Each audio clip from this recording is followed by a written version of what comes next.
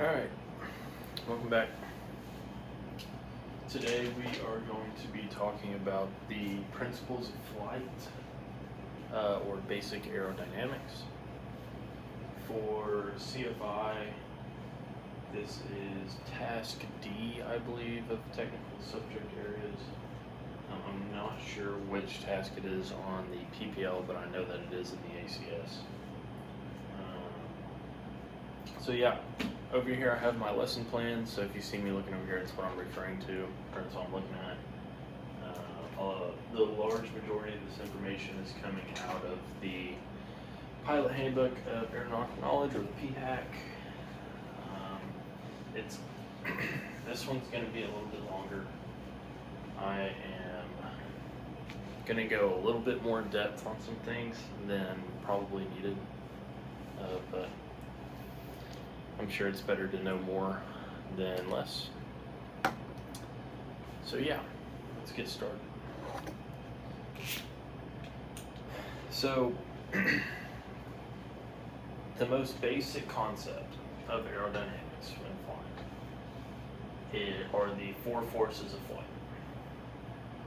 So here, I'm going to draw my airplane.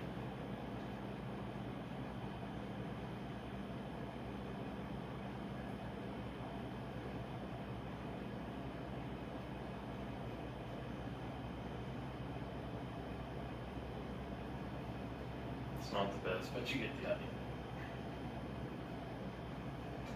Okay. So the four forces. You have thrust, which is produced by the engine and actuated through the propeller. So the engine creates the power, which translates that power to the propeller, which actually produces the thrust. And then your upwards force, you have lift, that is produced by the wings or the airfoil. And then the retardant force of thrust is drag, which is simply air resistance. If you stick your hand out of a window going down the highway, your hand gets taken back, that's drag. And then the downward force that opposes lift is going to be weight. The reason why it's weight and not gravity is because that force isn't gravity itself, it's gravity acting on the mass, which is the airplane.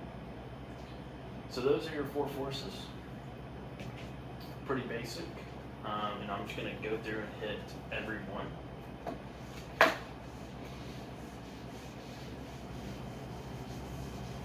So the first one we're going to start with is lift.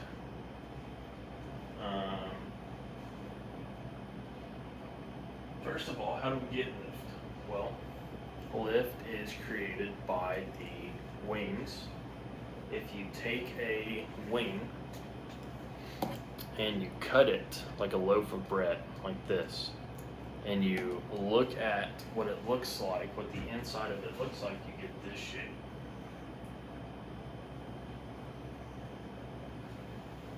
That is an airfoil. It's considered an airfoil. Everything can produce lift.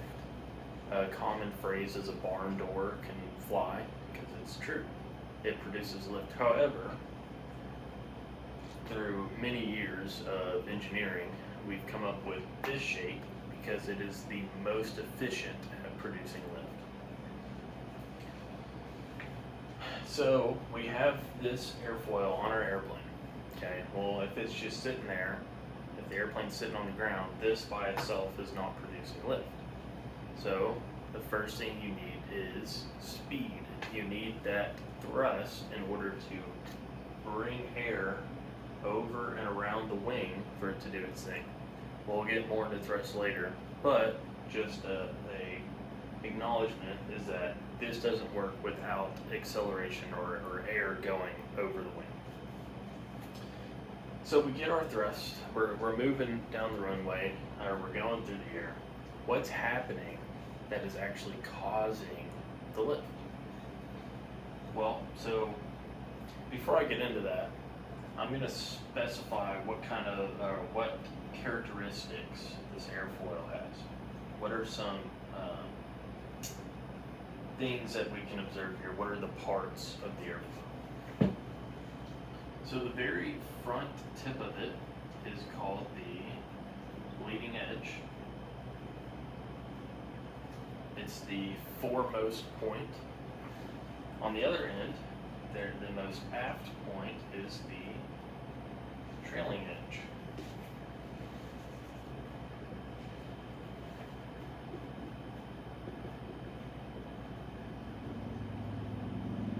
You got the trailing edge. Now, if you draw an imaginary line, pretend that that's straight. You draw a straight line from the leading edge to the trailing edge, you get what's called your chord line, or your chord. Those are the three most fundamental parts. You also have your camber, which is the curvature of the wing. You have your span, which is the length, and then you have your the width of your wing. So those are the basic parts. So I'm going to erase leading edge, I'm going to erase trailing edge, but I'm going to keep my chord, because that's important. The chord line, and I'm just going to extend that out.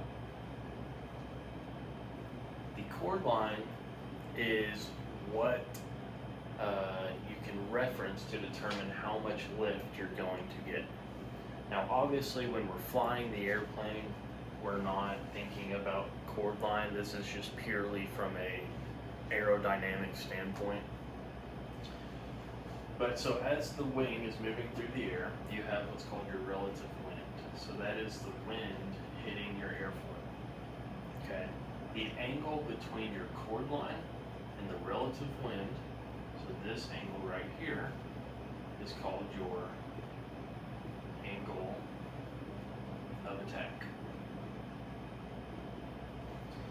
Now generally, as you increase that angle of attack, you're going to produce more lift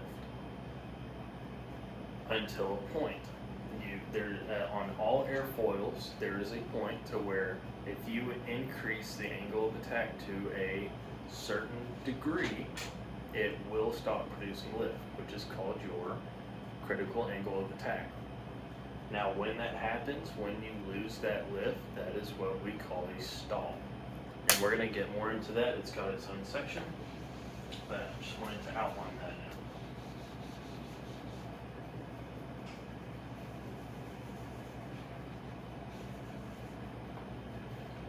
Okay, so we have our airfoil. Like I said before, you have your wind coming, which I say your wind, it's just air that's sitting there.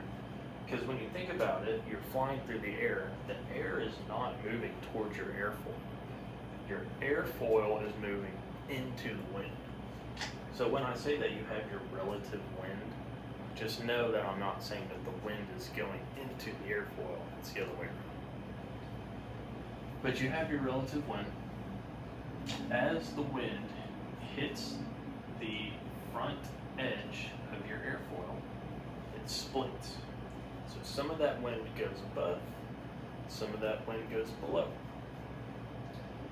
The wind that goes above the wing just stays right on the surface, and it speeds up. It gets faster as it goes over the top. Now the wind that goes below pretty much stays the same speed. It might speed up a little bit, but it's all subjective. So what you need to know is that the air on top of the wing is going faster than the air underneath the wing. Okay. So there's a principle that we use. It's called Bernoulli's principle. And that states that essentially faster moving air is going to create a lower pressure. So this faster moving air creates a low pressure on the top of the wing. And the slower moving air creates a relatively higher pressure on the bottom of the wing.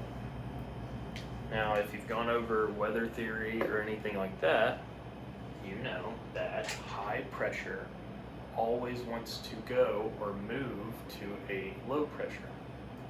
So, because we have artificially created this low pressure, this high pressure beneath the wing is going to want to rise up. And it's going to want to come to the top of the wing, which creates lift. Now, it's kind of debated what exactly causes lift, but the FAA says that this is the main one. And then you also have Newton's third law of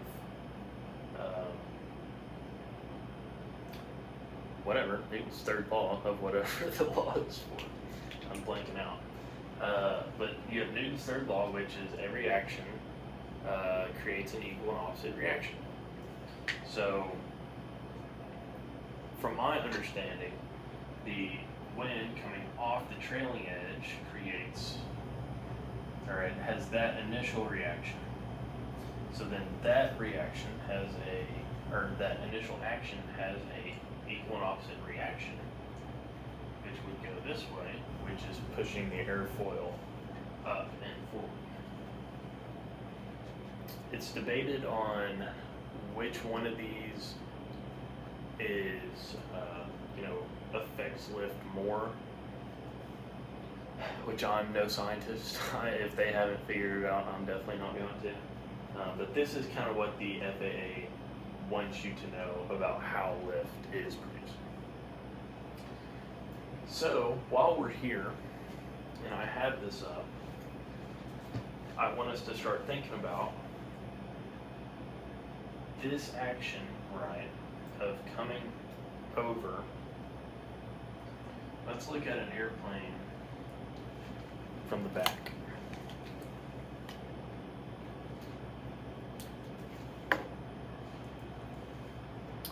So as this high pressure area right here is wanting to get here, some of it's going to spill over the wing, okay? It's going to spill right over top. Well, your airplane is moving through the air, so that bit on the side is going to spill over on top as your airplane's moving, and it's going to get left behind essentially.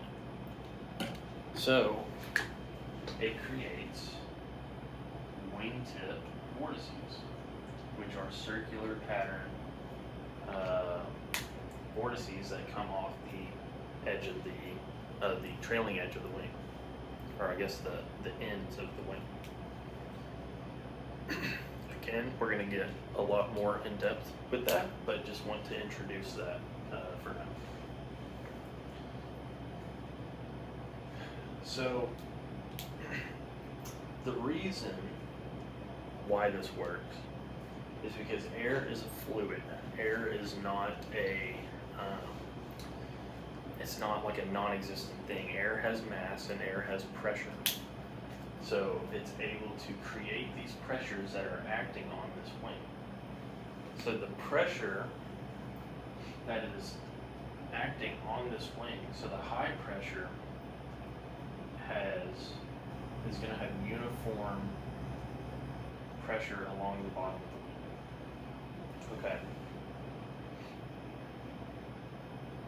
A lot of people, what they get confused on, and sorry, this is really messy drawing. Let me restart.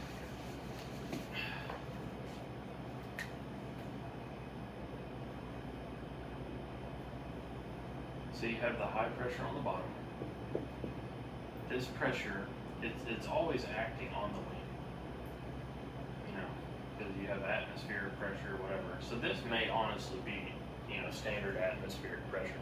It's not necessarily high, it's just higher than what it is on top.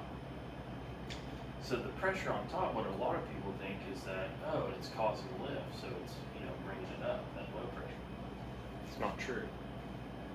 what the pressure on top is doing is it's still pushing down on the wing. The pressure is acting onto the object, or the wing in this scenario. However, the pressure that it's feeling is just lower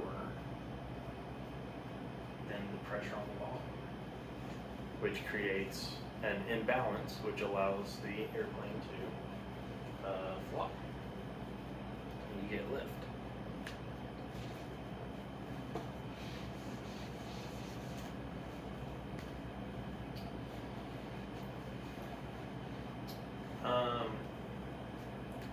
So like I mentioned earlier, when the angle of attack increases, so here we'll have lift and angle of attack, or AOA. As angle of attack increases, lift also increases pretty directly. Okay. However, you get to a point, which is your critical angle of attack, and we'll say it is right here. You hit that critical angle of attack, and it is a steep drop off. What essentially is happening when you hit that angle, so you think about it. You have your, I'm going to draw 3 airfoils.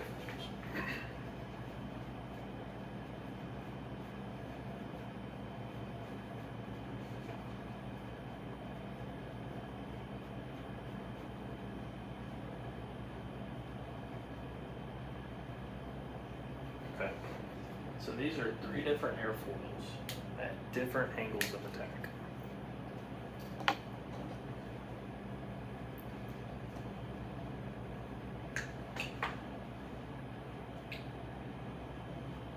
This black line coming out is your chord line.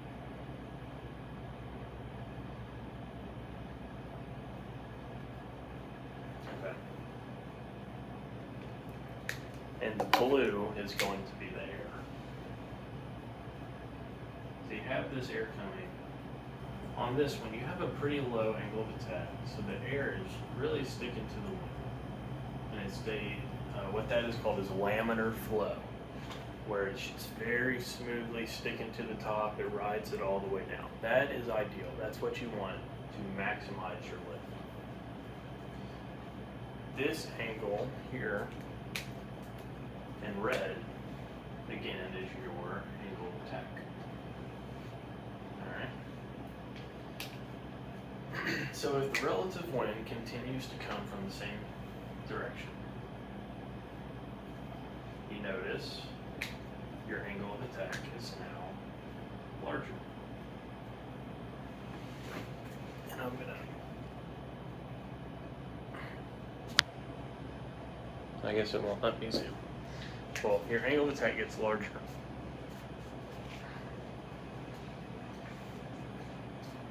Your airflow is doing the same thing. It's going to come underneath the wing, and it's going to come down here. However, when it goes above the wing, because the angle is so high, it has a little trouble sticking to the top side of the wing. It's too much of a change from the initial angle of the wing, or the initial position, for it to stick, which causes turbulence right here. So that is decreasing the efficiency of your lift, the amount of overall lift that you're getting. Okay.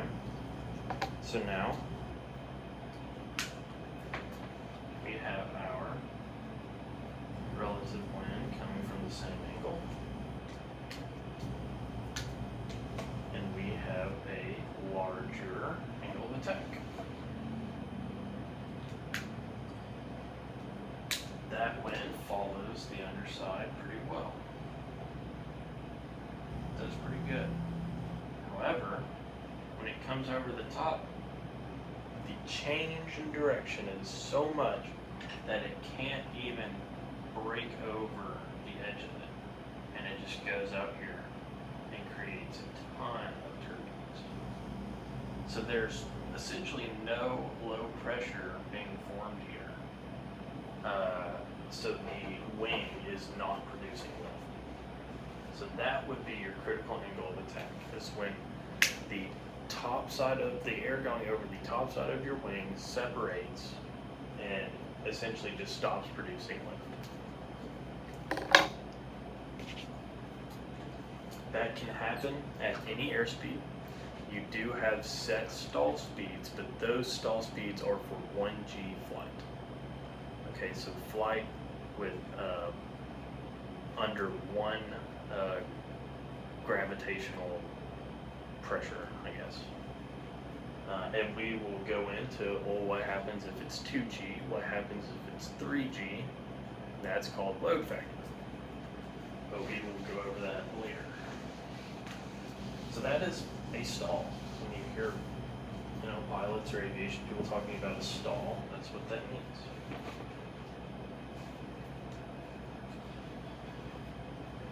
Okay. So that's all I have on lift. Now we're going to move to thrust. So, as mentioned before, thrust is the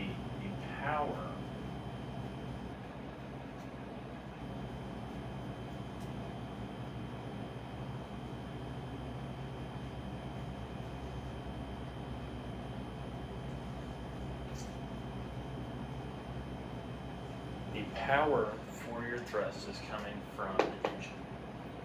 The engine, through its 4-stroke process, using fuel,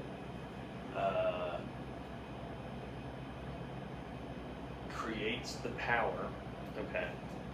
But you think about it, if you had an engine with no propeller and you started your engine, would you get any thrust? No, you're not going to go anywhere. The thrust comes from the propeller. So how does your propeller create thrust? Well, if you look, this is a very crude drawing of a propeller, but if you actually go to an airplane and you look at a propeller, you'll see it looks very similar to an airfoil, except it has a twist. So it's twisted. So you take a normal airfoil and you twist it, and you stick it on the front of your engine. That's a propeller. That might be a little oversimplified, but in general, that's what it is. So as the propeller is slicing through the air, it is creating essentially lift, except it's not relying on air going over it, it's going through the air. And it creates lift, but in this direction, which propels you forward. That's thrust. With that thrust, you think about it, you have this huge metal thing that's twisting on the front of your airplane. So what are some of the complications that come with that? Well, it's a good question.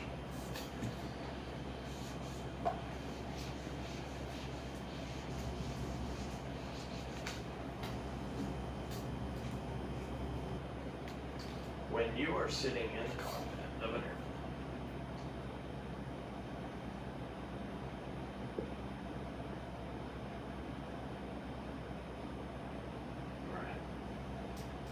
sitting in the cockpit, your propeller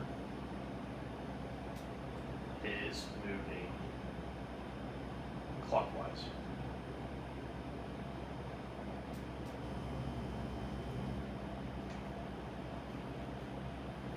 It's moving that way. So, like I said before, Newton's third law, every action has an equal and opposite reaction. So there is another reaction going the other way, which is wanting to turn you left on your your longitudinal axis. So it's wanting to do like this, right? That is called torque, or the left turning tendency caused by torque. That is the first of a few left turning tendencies that we're going to talk about. So we have torque. Next, we have what's called spiraling slipstream. So this is a top-down view of an airplane. This is the propeller. This is the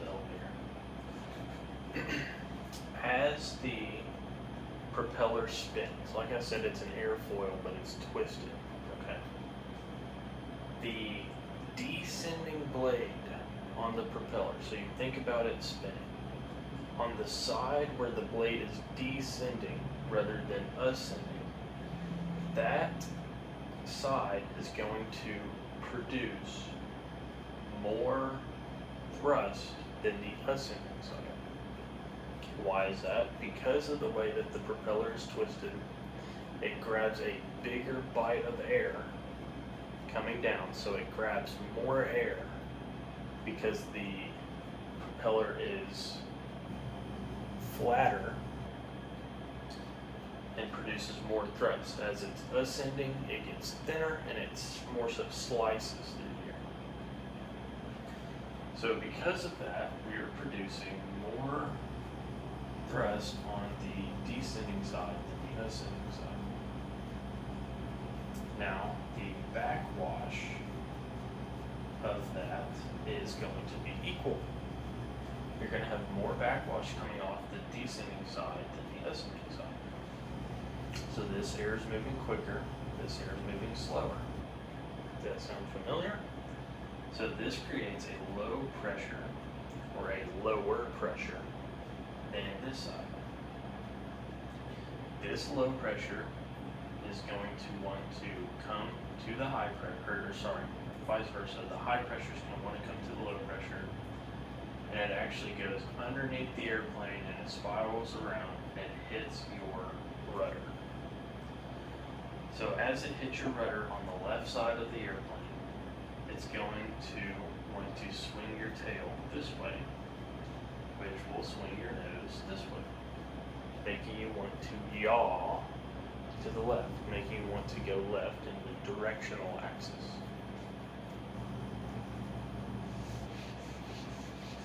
That is called spiraling slipstream.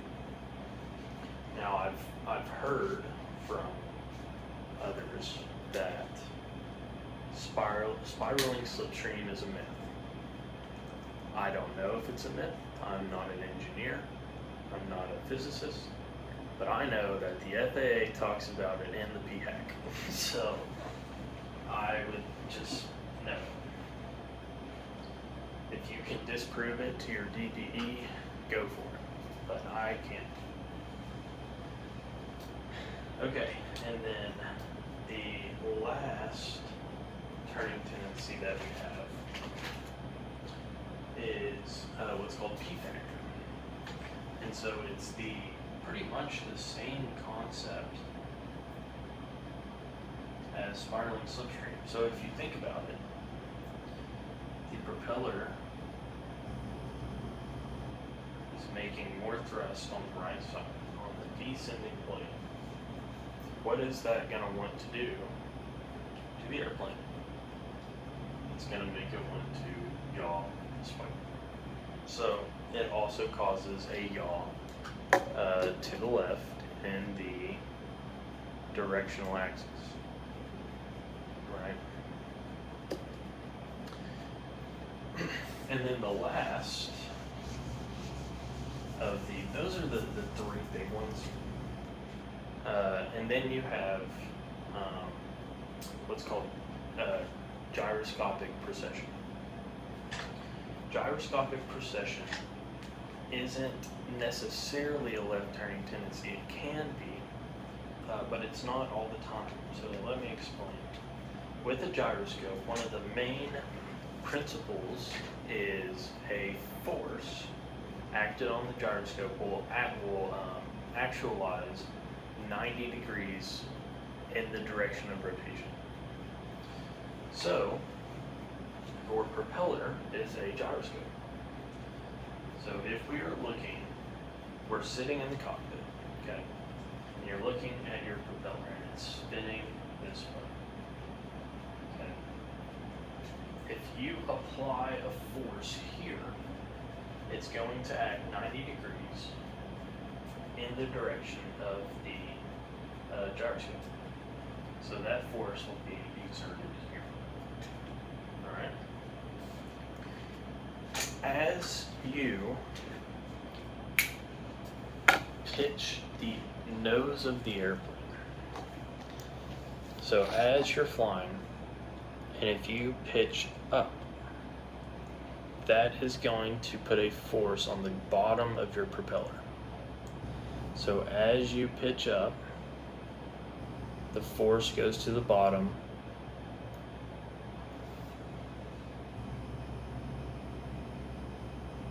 Yeah. The force goes to the bottom of the propeller and it acts 90 degrees, which would be to the right. Okay. Now, if you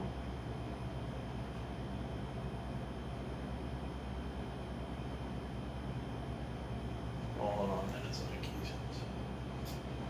Sorry, this is kind of complicated. Yeah, that's right. Now, if you pitch up,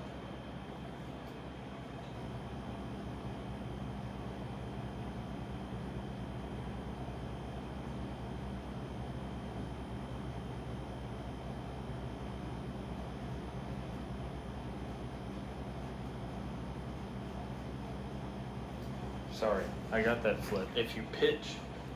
When you pitch up, the propeller's turning clockwise. Okay. So as you pitch up, you put a force on the bottom of the propeller. So that force is going to act to the left. So if you pitch up, when you pitch the nose up, force happens here. The propeller's turning this way, so then that force gets exerted to the left, which is going to make you want to yaw. When you pitch down, it's the opposite. There's a force on the top of the propeller. The propeller turns 90 degrees, or 90 degrees from that force.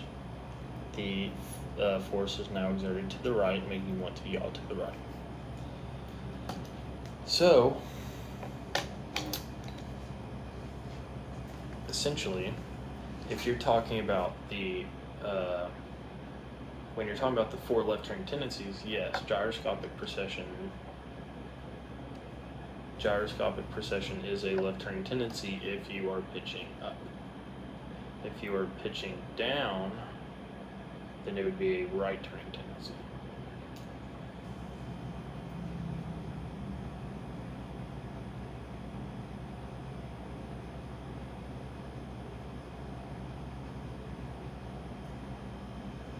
Yeah. Okay.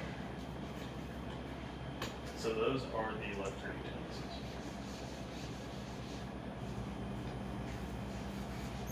And I think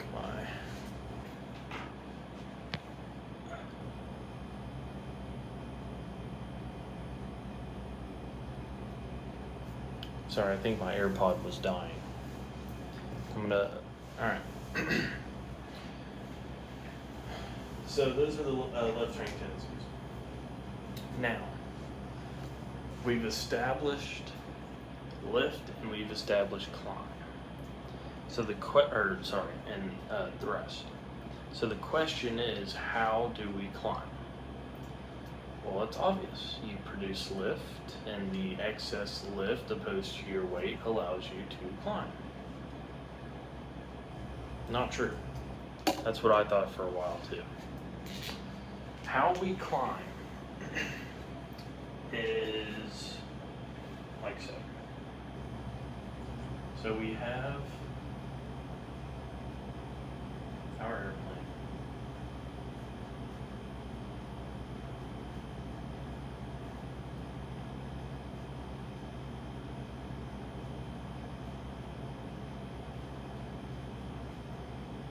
Okay.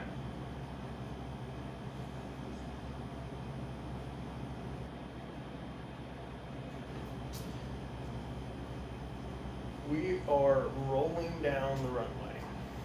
Okay, we're accelerating.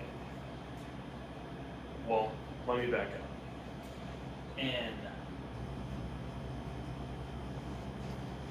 In non-accelerated level flight, so it means you are at a level altitude going the same airspeed the entire time. You're holding your airspeed and holding your altitude. All of the forces, or not all the forces, but each opposing force is at an equilibrium. So your lift is the same as your weight, and your thrust is the same as your drag. They're all equal. As you accelerate, so to get out of the unaccelerated part of flight, so to accelerate, you have to increase your thrust. Okay? So when you increase your thrust to where it's more than your drag, you can increase your airspeed. So you push in some power, give it some power. That power setting increases your thrust. Your airspeed increases. With that increase in airspeed comes an increase in drag. So it keeps speeding up until your drag becomes equal with your new thrust. And then at that point, you would return to unaccelerated flight. It would equal out again. We'll talk more about drag here in a little bit. That'll make a little bit more sense. But the same concept applies to lift and weight. So, back to my analogy, we are rolling down the runway, okay?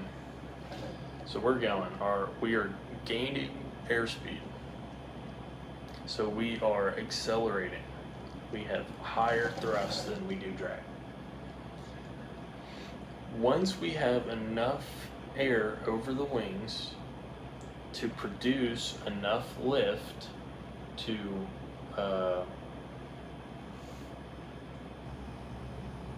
become a higher force than our drag, we will pitch up. So that speed is typically your rotation speed. We will pitch up, and that pitching up, an initial climb, there is more lift than there is weight. Okay, so at that point, yes, lift overtakes weight. Once you have established your vertical speed, so let's say you pitch up and you're at 100 feet per minute, 200 feet per minute, 300 feet per minute, 400 feet per minute, and then 500 feet per minute. So once you stabilize at 500 feet per minute, your lift decreases again to be equal to your weight. So even though you are gaining altitude, you're not gaining lift, right? So at this point, if you are holding airspeed, so you're holding airspeed and you're gaining altitude, but you're holding a constant vertical speed, you are at equilibrium, okay? Now what happens if you just hold that? You just hold that all the way because you're at equilibrium.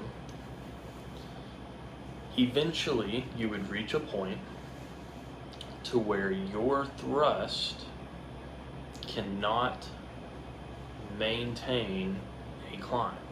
So to be able to climb, we have to have excess thrust. That's how we climb, is through excess thrust. So because we have excess thrust, so more thrust than required for level flight, because we have that excess thrust, we go up. However, as we climb up in the atmosphere, our performance decreases. So eventually we will hit a point to where we no longer have excess thrust. So even though we are at full power, we can only produce enough thrust to stay in level flight. That is called your absolute ceiling. I hope that makes sense. It took me a really long time to learn that.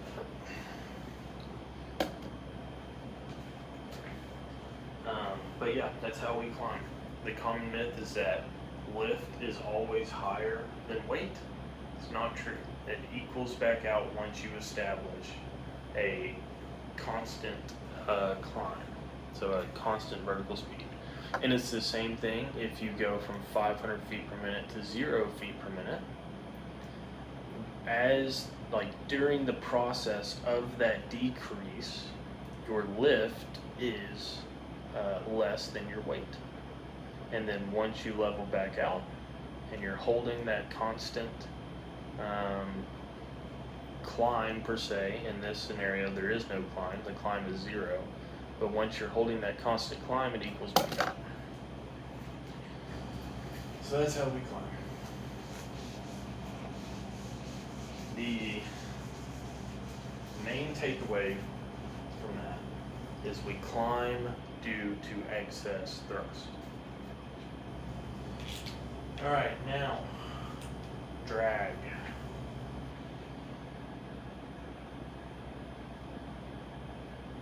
So the equation to find total drag is induced drag, which is going to be characterized by di plus parasite drag, or dp. Parasite drag, how do you find parasite drag, is equal to skin friction drag plus form drag plus interference drag. And we're going to go through all of these different types of drag and explain how it works. So buckle up.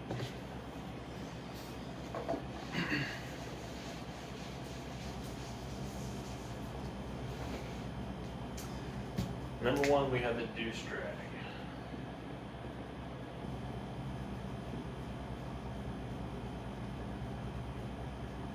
Okay, what is induced drag? In its simplest explanation, induced drag is a byproduct of lift. You cannot have lift without induced drag. Now to go a little deeper, we're going to bring back our old buddy the airfoil. Alright. And we're going to bring back our relative wind. Okay. And I'm going to extend the relative wind into the wing just for visual purposes. Okay. Obviously it doesn't go inside your wing, but just to see where it's at. Now, lift, your component of lift always acts 90 degrees from the relative wind. So if your relative wind is here, your component of lift is going to be 90 degrees. Alright? So this is your lift.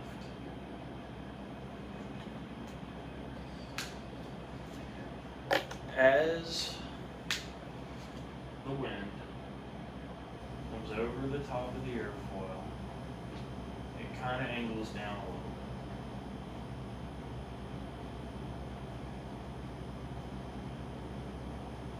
so. It meets back up at the end. Again, it's that laminar flow over the airfoil, and it meets back up and travels down. Okay? So as you see, your initial relative wind starts here.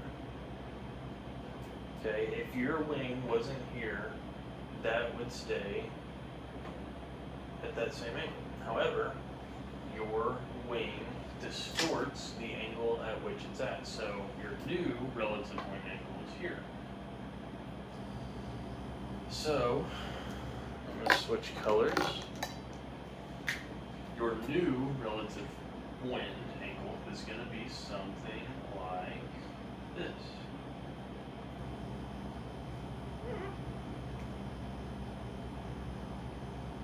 And so if your lift acts 90 degrees to your relative wind, it's now going to be something more like this. The amount of lift does not change.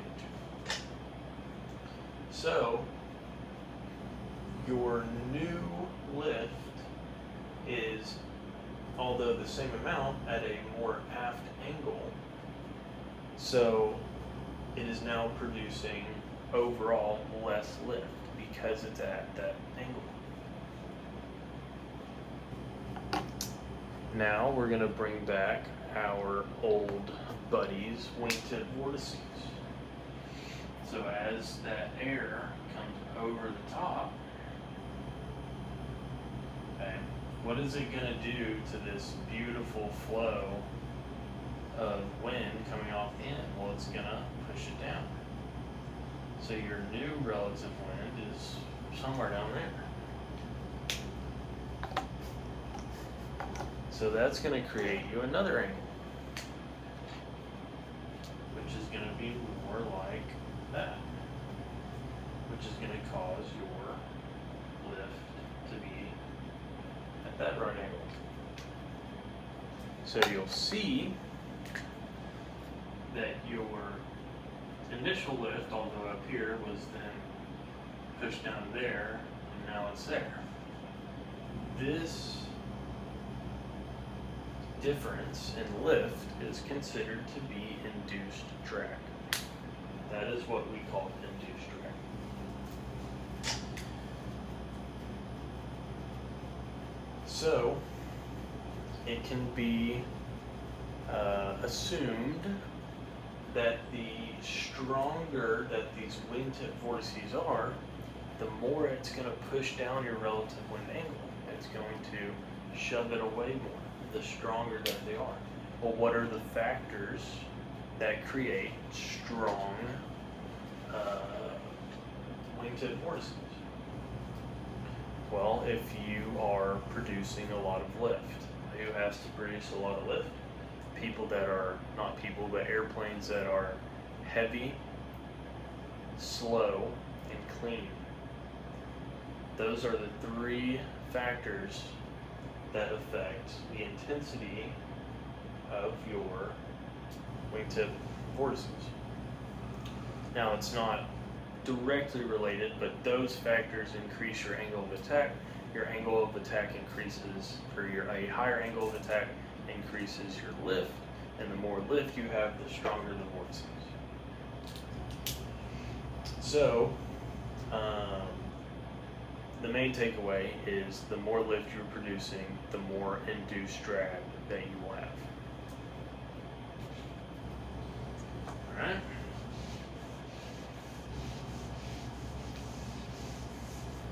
Now we have parasite drag. So what was the first one? Parasite drag. It was skin friction drag. Skin friction drag is pretty simple. If you look at any surface, you look at this table, you look at this whiteboard, you look at this bed, whatever you look at, nothing is smooth. Nothing is perfectly smooth. So, and that goes for airplanes. So if you take a wing you take the wing of an airplane and you put a microscope up to it, and you're looking down into that microscope, you're going to see that the surface of the wing looks something like that. It's not smooth. So when that air is coming over the surface of the wing, those air molecules are getting caught up in these tiny ridges, which slows the air down and causes drag. That is skin friction drag.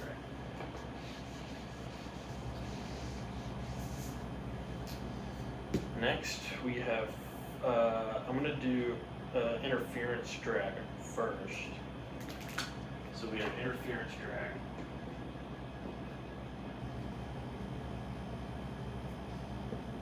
Interference drag is also pretty simple. So you have your airplane. So let's say we're looking at a Piper Seminole from the back here. It's got that high T-tail. It's just a little easier to visualize. So you'll notice here, here, here, here, here, here, especially up here, we have really sharp angles, okay? Those angles create opportunities for different paths of air to collide. Like I mentioned earlier, air is a fluid, okay? So it's not unreasonable to compare it to water. So if we have a river, we have two rivers coming in, and they're flowing. It's a pretty smooth flow. And they're flowing and they collide. What's going to happen at this spot? Well, it's going to be turbulent. It's going to be turbulent water. So it's going to get all jumbled up, and then eventually down the way it'll straighten itself back out. But at that initial collision, it's very turbulent. Same can go for two streams of air colliding. At these angled points, you're going to have some turbulence. And that is interference drag.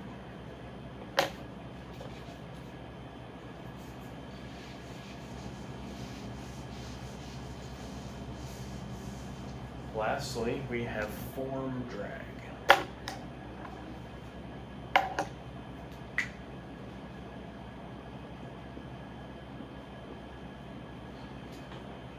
Form drag. So form drag is dependent upon three factors. Okay. You have speed, you have size, and you have shape. So a change in either of these will either increase or decrease the amount of form drag you have. So for this example, and I got this example from Midwest Corporate Air, I believe, one of their videos. But for this example, we're going to keep speed constant, and we're going to keep size constant, and we're going to change up the shape to see how it affects form drag. Hopefully it'll help us get a little bit better understanding of what it means. So we're going to start with a basic shape. A rectangle. So this could either be a brick or a plank or whatever you want it to be. As the air hits this rectangle, what's going to happen? It's going to go over the sides, and it's going to be very turbulent on the other side. Okay? It's just a mess. Now, what happens if we change the shape? So let's take that same rectangle, and let's just add a little leading edge bubble on it. that air is going to come and it's going to stick. It's going to ride along that edge and it's going to come through, but it's still going to be pretty turbulent coming over the end of it. Okay, a lot smoother on the front half, a little bit better on the back half, but not by much. Now, let's take that same shape and let's just add another one on the back side. Okay, so now we have what essentially is a sphere.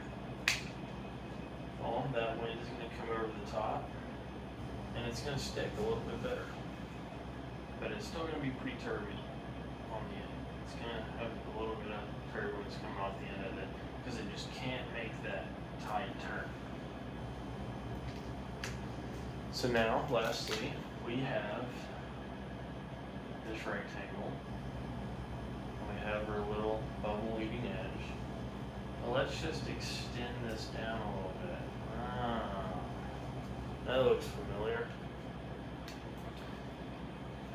So now that air is coming through and it sticks well and it goes off the money. So you can see that changing the shape of something can either increase or decrease form drag. Same thing with speed and same thing with size.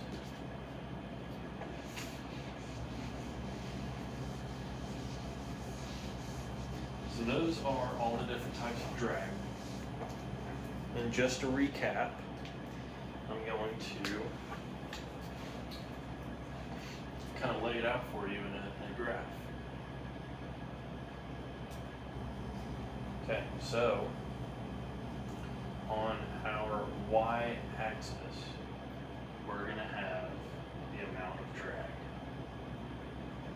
And then on our x-axis, we're going to have airspeed. Okay? And then we'll say that this airspeed right here is our VG. This is where we start flying, right? So this section is our takeoff roll. So we'll start with parasite drag. So parasite drag is going to increase with an increase in airspeed. Okay. So during our takeoff roll, we will have some parasite drag, but it's pretty minimal. And then as our airspeed increases, it increases astronomically. Alright, and then we will do induced drag. And I'm doing green. So induced drag, remember, is a byproduct of lift. So until lift is being produced, we don't have induced drag. So induced drag does not start until we are airborne, or at least just starting to get airborne. So it starts here and it's going to start really high. And as airspeed decreases, induced drag decreases. As our airspeed increases in flight, we don't need as high of an angle of attack and therefore as much lift to maintain that. So as our airspeed increases, we can decrease our angle of attack. We need less lift to maintain that altitude, which decreases our induced drag. Okay. So just looking at it, if you've looked at a lot of charts, this might look kind of familiar. So we have this shape here. Okay. So what does that tell us? Well, if you look at the bottom right here, this is the point at which we have the smallest amount of total drag. It is the smallest amount of induced and parasite drag combined that we have through all of our airspeeds. It is right here. So what would that be? Well, when do you want the least amount of drag? I kind of gave it away because I put it right there. That is our VG. That's our best glide speed. It's going to be where we have the least amount of total drag. It's also called your LD max, so your maximum lift over drag ratio. And that's drag. Real quick too, I will kind of show you another important part of drag, and that is when we're about to land. So as we're about to land, this is going to be my airplane here. We're coming in, and remember we have our wingtip vortices, okay? So these vortices are coming off the edge of the wing, right? However, when we are close to the ground, those vortices cannot properly circulate over the ground. So they are coming off the edge of the wing, and they're hitting the ground as they're coming through. So they can't circulate and cause that pushing down of the relative wind with induced drag. So that means if you take off and you can maintain close to the ground, okay, less than a wingspan above the ground, you can increase airspeed and increase lift without increasing induced drag. That low altitude above the ground is what we call ground effect. It is a area right above the ground where we have increased performance.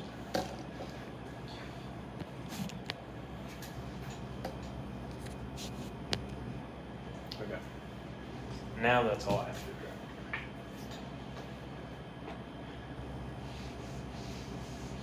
And then real quick, I'll hit on weight. Weight is pretty straightforward. It is the force of gravity acting on the mass of our airplane. So that is the entire weight. So that's the airplane, that's the people inside, fuel, baggage, oil, etc. The entire mass. One important thing to note is that the vectors of our four forces can change. So as we in level flight, lift is acting straight up, okay, and then thrust and drag always act parallel to each other on the longitudinal axis, okay. So thrust is always going to go this way and drag is going to always be the opposite. So as we pitch up,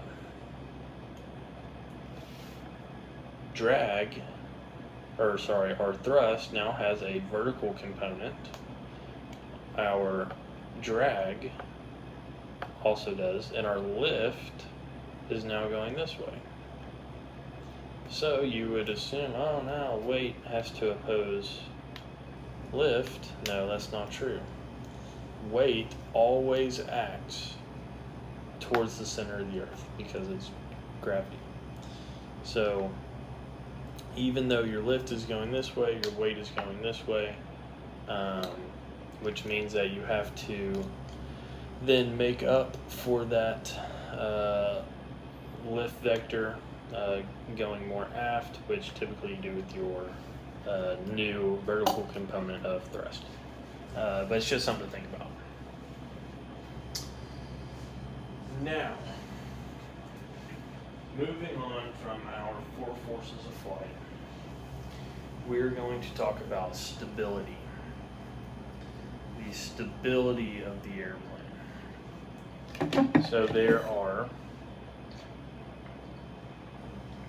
two types of stability. There is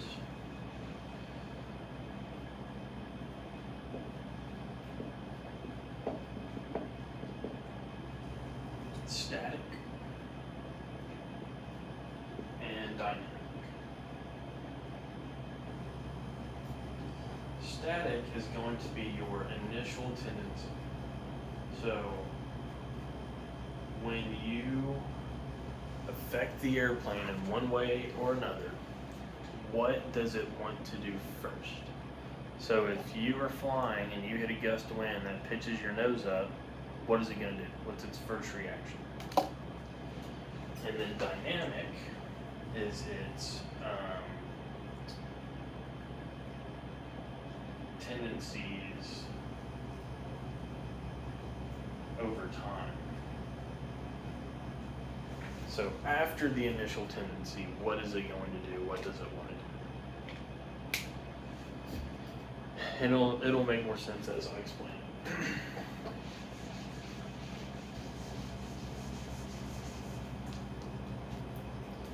Static stability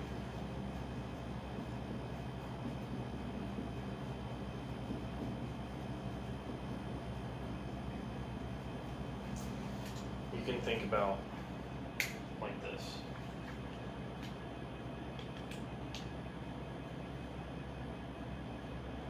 A lot of people use the ball analogy, so I'll do that too.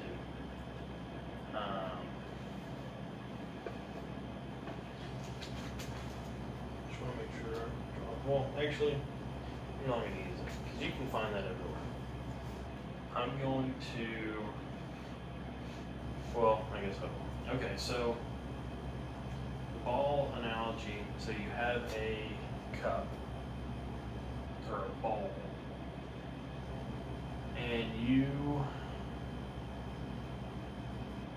Well, tell you what. I'm going to use the model. So you're flying, okay? You're flying along, and you hit a gust of wind, or you just kind of pull the yoke like this, and your nose goes up. If you have positive static stability, your airplane's first initial tendency is going to be to drop the nose back down. Okay. Same for your wings. If you have positive static stability, it'll level your wings. If you have neutral static stability and your nose gets pitched up, it's just going to stay there. It's not going to do anything. It's going to hold that new position.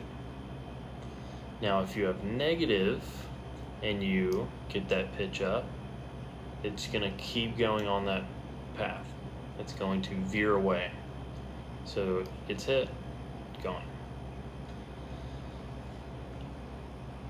Now for dynamic stability, if you're flying along and you get hit like that, and you have, for the record, before I get into this, to have any dynamic stability, you have to have positive static stability.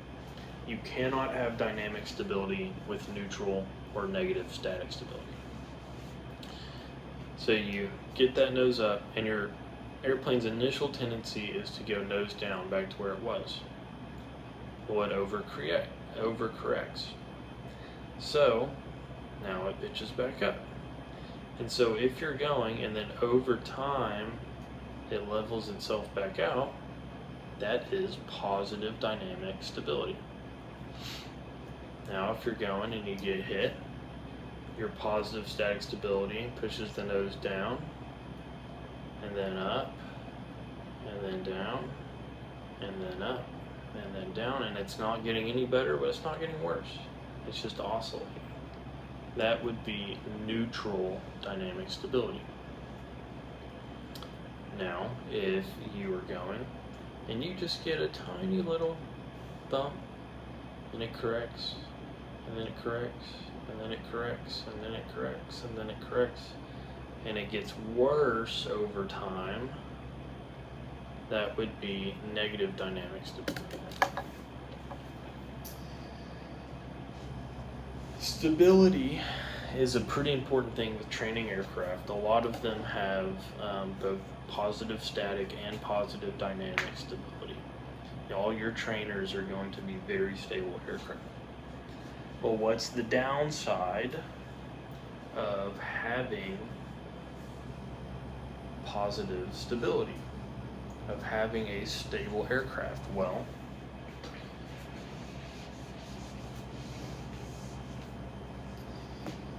you end up sacrificing maneuverability. So if you have a very stable aircraft, it's not going to be very maneuverable. So think about a Cessna 172 versus a like extra 300 or whatever those things are called, the aerobatic planes. Those things are very maneuverable. However, they are not stable at all. But that's how they're designed to be. Cessnas, on the other hand, they can maneuver a little bit, but they're just made to be solid airplanes that are stable and easy to fly. What is maneuverability? What's the definition of maneuverability? It is the ability for the airplane to perform maneuvers based on pilot inputs. It sounds kind of basic, but that's what it is. It is the, in lack of better words, maneuverability of the airplane. How well can it maneuver? And then the last ability that we're going to talk about for the airplane is controllability. And that is the tendency for the airplane to stay in control. So how well does it stay in control? How easy is it for you to lose control?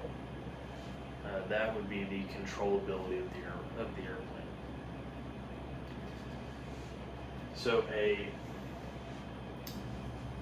highly maneuverable airplane would most likely be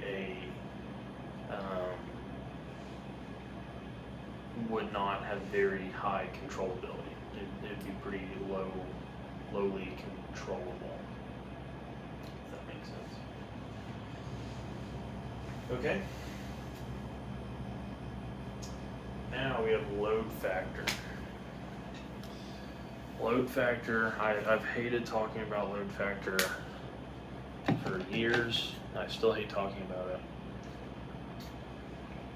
Not because it's not important.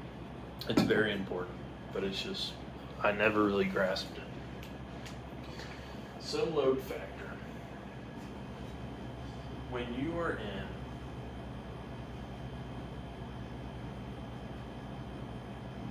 one G flight, okay?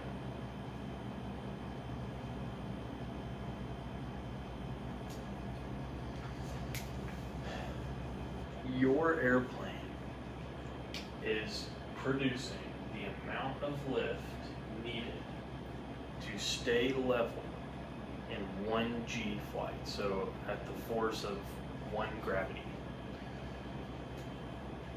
When you turn, so when your airplane turns,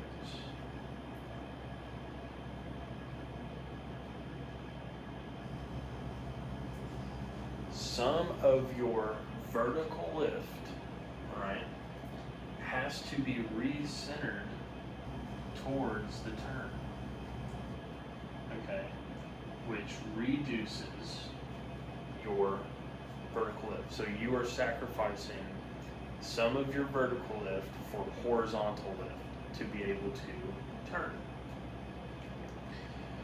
Well, what happens if you don't correct for this? So you still have the 1G amount of lift total, but it's just split up into vertical and horizontal, but you still have 1G of lift.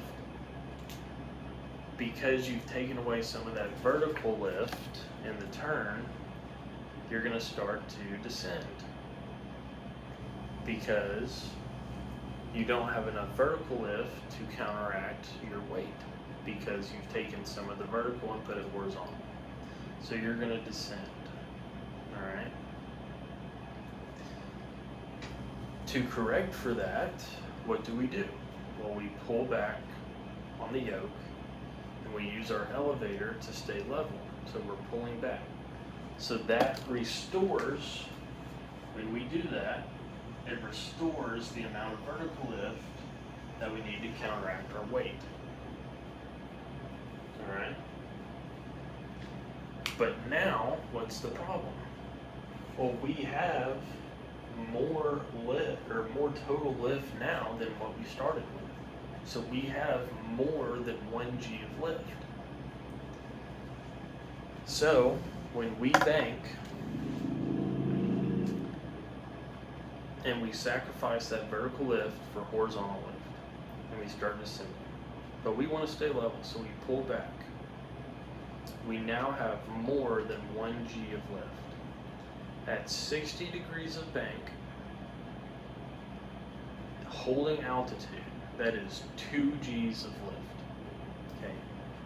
So that G, the amount of G's that you are experiencing is your load factor. It is how much lift are you producing to stay level. How much lift are you producing that would keep you level in straight and level flight at that G? That is really confusing, but it makes sense in my head. Essentially, you're just producing more than 1 G. Why is this important?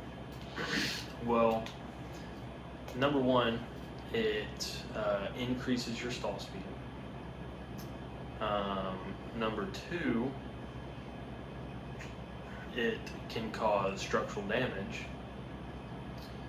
And I don't have number three. But what I do have is a chart to show you.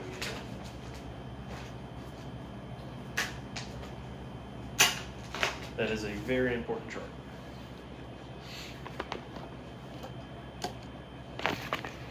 So this is your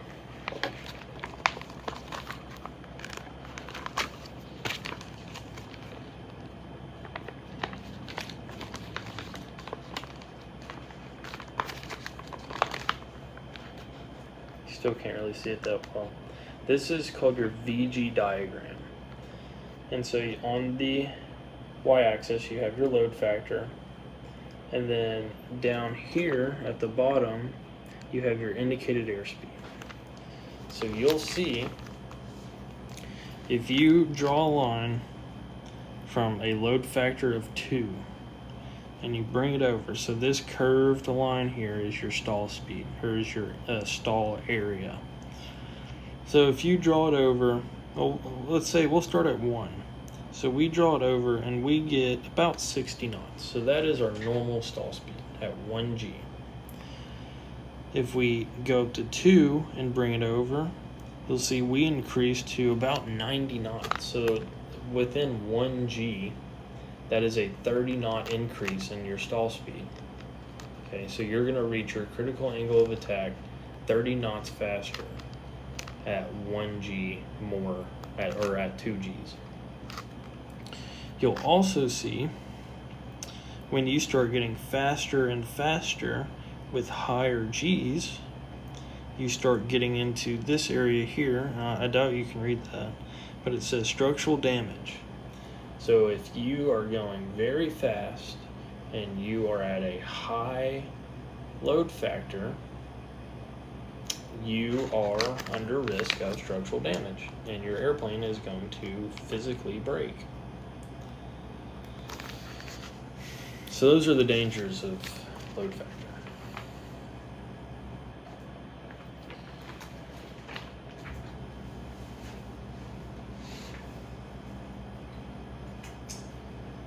The normal category for an airplane is 3.8, so plus 3.8 Gs, and then negative 1.52 Gs.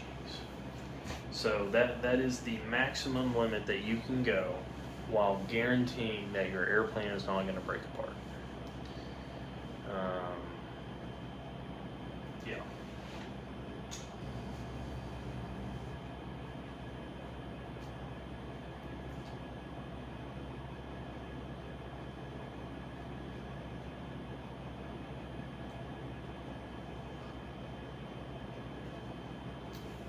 The reason why, I don't think I actually explained this, the reason why your stall speed increases is because you're flying at a higher angle of attack.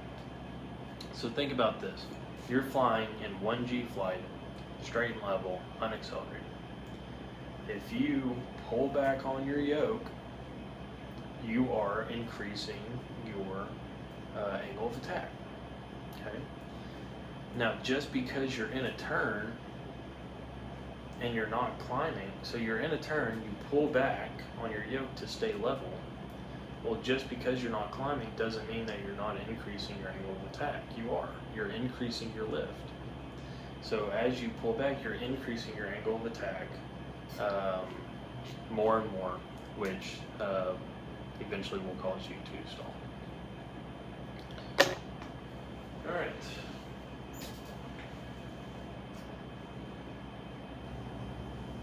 Lastly, last thing I got, and I know this has been a long one. I don't even know what my total time is at, but this is a pretty important one, and it's one that the FAA really wants you to know, and it is wake turbulence avoidance. So,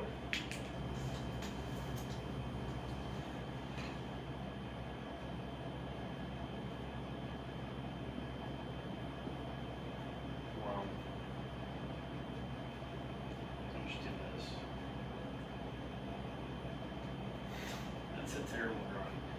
I don't know how to draw an airplane from the back.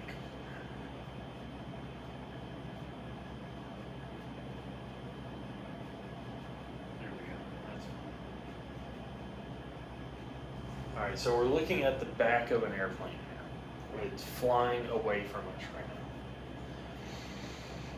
So as our wingtip vortices are coming over the top, eventually they spill over, okay? And they're going like this. Same on this side. And they're going to spill over. And it creates our wingtip vortices. Essentially, another name of wingtip vortices, more so referring to the later stages of it, is wake turbulence.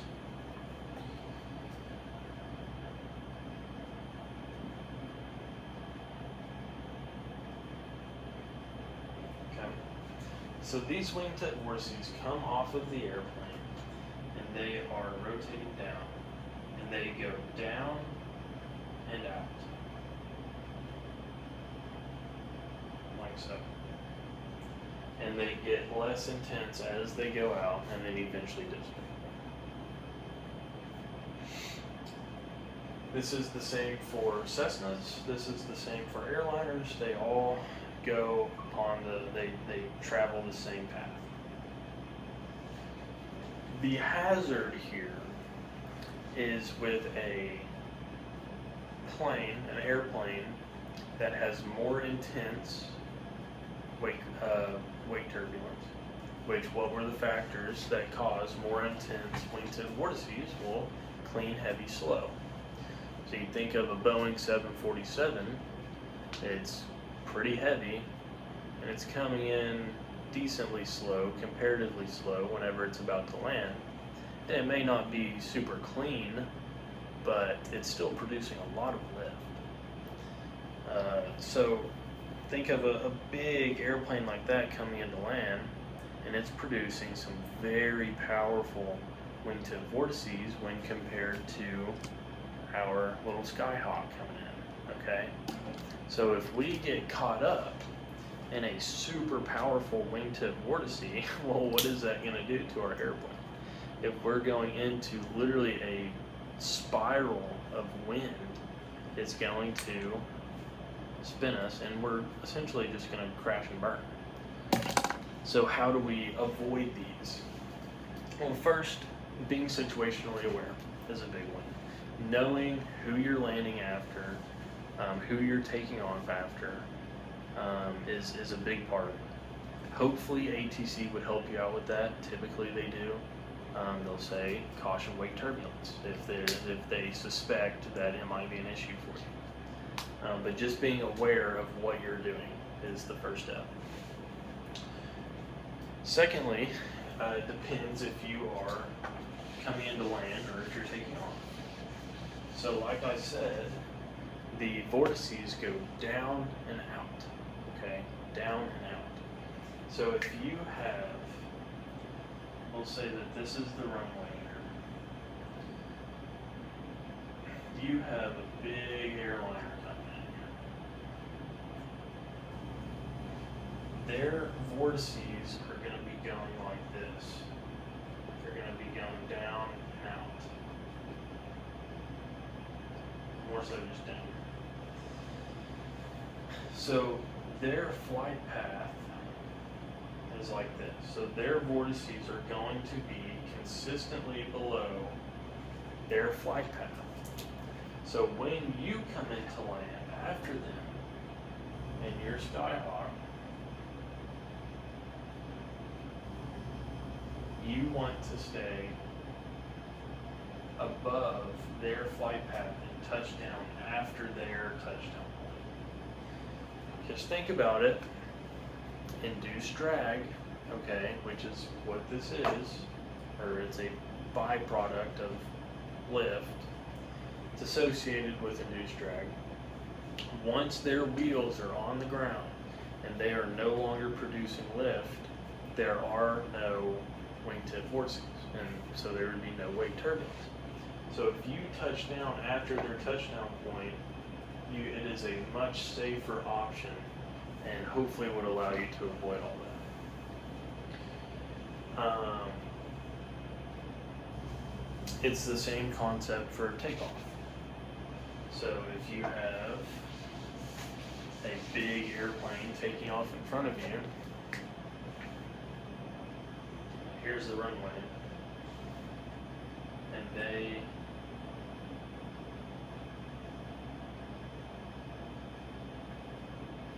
are rolling down the runway. They roll down the runway.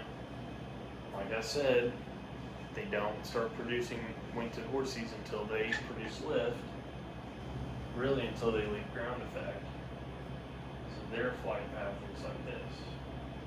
So their wingtip vortices are going to be all in here. So what would you want to do taking off? Well, you would want to rotate before their takeoff point.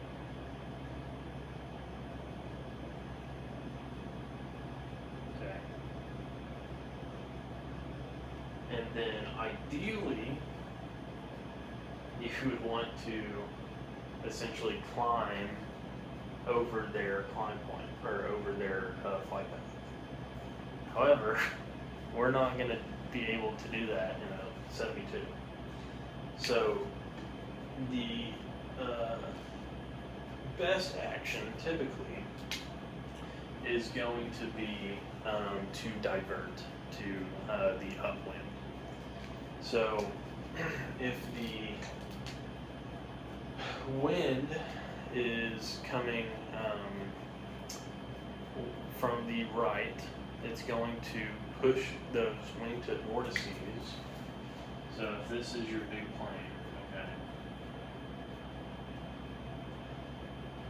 their wingtip vortices are going like this.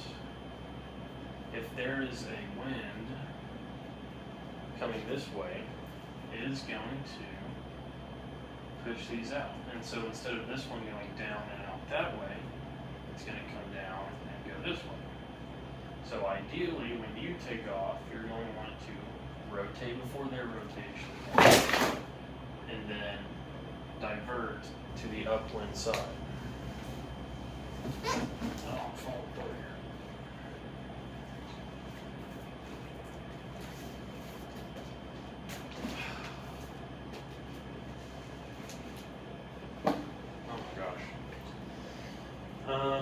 So yeah, and for the wind, you want to keep the same precautions as in terms of the wind. You want to take the same precautions that you would during takeoff as when you land. So when you're landing, the wind is going to affect how the wingtip vortices react and where they go. So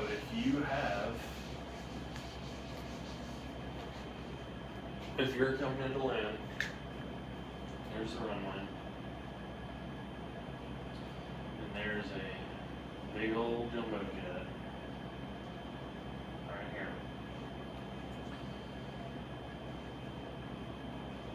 Let's say, so typically they're going to go down and they're going to go out. Okay. If you have, let's just say for some reason you have a left quartering tailwind, the wingtip vortices now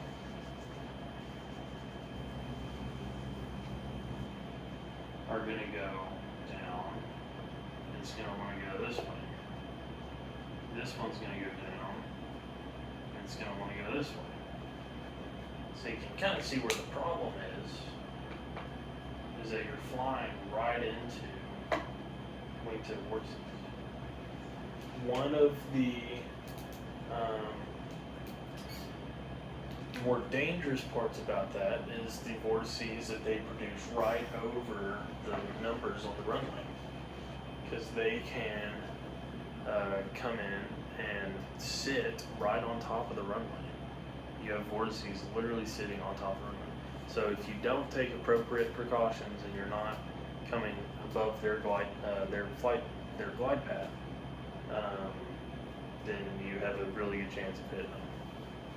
So again, just being aware, being smart about it.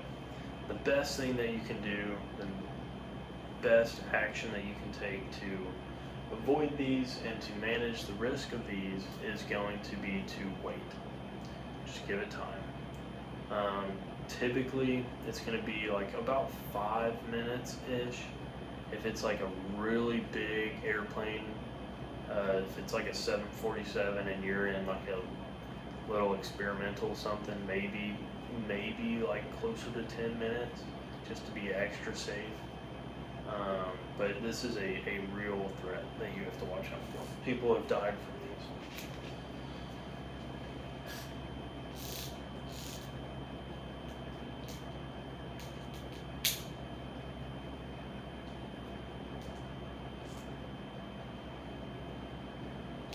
Alright, I think that's all I got. Let's make sure I covered everything.